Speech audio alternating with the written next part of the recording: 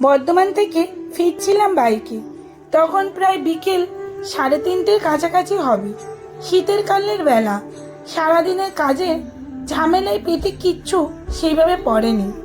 খিদেই পেট তখন চোচো করছে। ভাত খেতে ঠিক ইচ্ছে করছিল না। ভাবলাম কোনো রেস্টুরেন্টে ঢুকে চাউমিন খেয়ে নিলেই হয়। হঠাৎ করে রাস্তার ধারে চোখে পড়লো একটা রেস্টুরেন্ট। তবে রেস্টুরেন্টটা খুব একটা বড় নয়।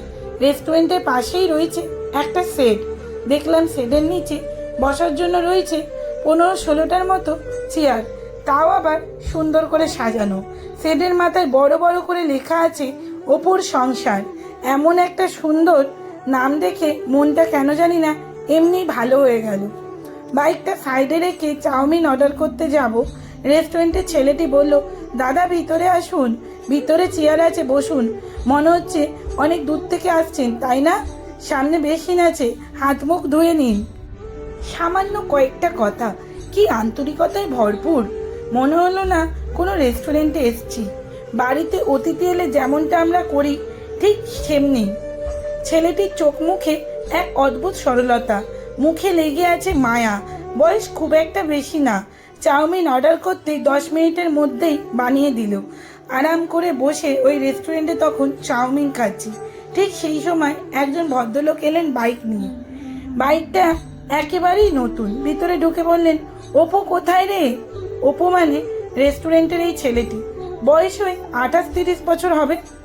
বুঝেই গেলাম রেস্টুরেন্টের নামটা কেন অপুর সংসার। অপু তখন অন্য এক কাস্টমারের থেকে বিল পেমেন্ট নিচ্ছিল। ভদ্রলোককে দেখেই অপু বলল, আসুন স্যার। আমি ভাবলাম হয়তো উনিও খাওয়ার জন্যই এসেছেন, কিন্তু ভদ্রলোককে বলতে শুনলাম, কাল অনেক উপকার করেছিস আমার। কি বিপদেই না পড়েছিলাম। তুই না থাকলে তো বিরাট সমস্যায় পড়তাম রে অপু। কি যে বলেন স্যার, আমি আমার কর্তব্যটুকুই শুধু করেছি। এই নিন আপনার চাবিটা। তারপর ভদ্রলোক অপুর হাত থেকে চাবিটা নিয়ে হোটেলের পাশেই রাখা পুরনো একটা বাইক নিয়ে বেরিয়ে গেলেন। গাড়িতে স্টার্ট দেওয়ার আগে বলে গেলেন, ফেরার পথে তোর সাথে দেখা করছি রে অপু। অবাক হলাম। উনি এলেন নতুন বাইক নিয়ে, কিন্তু নতুন বাইকটা রেখে পুরনো বাইকটা নিয়ে বেরিয়ে গেলেন কেন? কৌতূহল একটা থেকেই গেল। অপুকে জিজ্ঞেস করেই ফেললাম, ভদ্রলোক নতুন বাইক নিয়ে এলেন, কিন্তু পুরনো একটা বাইক নিয়ে বেরিয়ে গেলেন মনে হলো। অপু হেসে বলল, আসলে নতুন বাইকটা আমার, আর যিনি এসেছিলেন উনি আমার স্কুলের স্যার। গতকাল স্যারের বাইকটা আমার রেস্টুরেন্টের সামনে এসেই স্টার্ট বন্ধ হয়ে গেল। আমি স্যারকে বললাম, আমার বাইকটা নিয়ে আপনি চলে যান, আর আপনার বাইকটা রেখে যান। আমি মেকানিক ডেকে সারিয়ে রাখবো, কারণ কাছাকাছি কোনো গাড়ির গ্যারেজ এখানে নেই। সেই 1.5 কিলোমিটার দূরে। অতটা রাস্তা টানতে টানতে নিয়ে যেতে হবে স্যারকে। তাছাড়া স্যারের আর্জেন্ট একটা কাজও ছিল। সময়ে যেতে না পারলে কাজটা আটকে যাবে। তাই আর কি, স্যার আমার বাইকটা নিয়ে গিয়েছিলেন। ভালো লাগলো স্যারের প্রতি অপুর কর্তব্য পরায়ণতা দেখে। আমি বললাম, তোমাদের মতো ছাত্ররাই তো শিক্ষক শিক্ষিকাদের গর্ব। আমার কথা শুনে অপু মৃদু হাসলো। চাউমিন খেতে খেতে ভাব জমালাম অপুর সাথে। জানতে পারলাম ও MA পাস। জিজ্ঞেস করলাম, MA পাস করে তুমি চাকরির চেষ্টা করোনি? চাকরি করতাম একটা, ছেড়ে দিয়েছি। চাকরি অপেক্ষা ব্যবসা করতেই ভালো লাগে বেশি।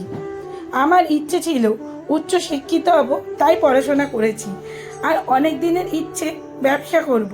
সত্যিই তো, শিক্ষিত হয়েছে বলেই চাকরি করতে হবে তার কি মানে আছে? ব্যবসাও করা যায়। শিক্ষা মানুষকে মহৎ করে, উদার করে। একটা উচ্চশিক্ষিত ছেলে ব্যবসা করতেই পারে। কথাগুলো ভাবছি মনে মনে।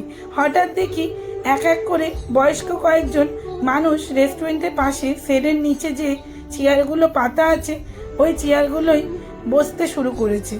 অপু ওনাদেরকে এক ঝলক দেখে নিয়ে হাসতে হাসতে বলল, দেখুন আমার সব অতিথিরা এসে পড়েছে। ওরাই আমার খুব কাছের বন্ধু। বন্ধু মানে? হ্যাঁ, ওনারা আমার বন্ধু। প্রতি রবিবার বিকেলে ওনাদের নিয়ে চায়ের আড্ডা বসে আমার অপুর সংসারে। আমি ওনাদের চা খাওয়ায়, সঙ্গে থাকে বিস্কুট পকোড়া। তারপর এক এক করে সবার গল্প শুনি। এক সপ্তাহে যার যত কথা জমে থাকে সব কথা মন খুলে বলতে পারে আমাকে। অনেকেই আছেন যার ছেলে বৌমা দুজনেই চাকরি করেন, হয়তো সময় দিতে পারে না। কারোর হয়তো একটি মেয়ে, বিয়ে হয়ে গেছে তার, কারোর বা স্বামী নেই, ভীষণ একা অনেকে। সবাই কত কত গল্প বলে, মাঝে মাঝে গানের লড়াইও চলে। ঘন্টা দুয়েক সময় যে কিভাবে কেটে যায় সেটা বলে বোঝাতে পারবো না। এই আড্ডায় নামই দিয়েছি অপুর সংসার। সপ্তাহের এই রবিবারটার জন্য আমি অপেক্ষা করে থাকি। চাউমিন খেতে খেতে কখন যে খাওয়া থেমে গেছে বুঝতেই পারিনি। এই অভিনব উদ্যোগ শুনে আমি অপুর দিকে হাঁ করে তাকিয়ে আছি। মনে মনে ভাবছি, দারুণ ব্যাপার তো। এরকম একটা ভালো কাজ করার পিছনে সত্যি একটা উদার মন লাগে। আমার নীরবতা লক্ষ্য করে অপু বলল, জানেন তো, আমি ছোট থেকে মামার বাড়িতে মানুষ। বাবা মাকে হারিয়েছি অনেক ছোটবেলায় একটা অ্যাক্সিডেন্টে। আমার মা বাবা দুজনেই মারা যান। মামা মামি আমাকে ভীষণ ভালোবাসতো, ওদের কাছেই আমার বড় হয়ে ওঠা। মামার এক মেয়ের বিয়ে হয়ে গেছে, মেয়ে বিদেশে থাকে এখন। মেয়ের বিয়ের মাস সাতেক পরে একদিন মামার হার্ট অ্যাটাক করলো। 7 দিন হসপিটালে ভর্তি ছিল, বাঁচাতে পারলাম না, মামাও মারা গেল। আমি তখন শিলিগুড়িতে একটা প্রাইভেট জব করছিলাম। দেখলাম মামা মারা যাওয়ার পর মামিও খুব একা। আমি প্রতিদিন 2বার করে কল করতাম, খোঁজ নিতাম, তবুও মামি যেন আরও একা হয়ে পড়ল। আমি চাকরি ছেড়ে আসতে পারতাম না সব সময়। মামি বলতো, কথা বলার একটা মানুষও আমার সাথে নেই, জানি না কি করে বাঁচবো। তারপর বছর দেড়েকের মাথায় মামিও চলে গেল। বুঝলাম মানুষের জন্যই মানুষকে প্রয়োজন। টাকা পয়সা বাড়ি গাড়ি কিচ্ছু নয়, চাই মানুষের সান্নিধ্য, মানুষের ভালোবাসা। মামা মামি আমার জন্য যা করেছে আমি তার কিছুই দিতে পারিনি। চাকরি ছেড়ে চলে এলাম, এখানে এসে ব্যবসা শুরু করেছি। আর এই মানুষগুলোর জন্য সপ্তাহের একটা দিন রেখেছি।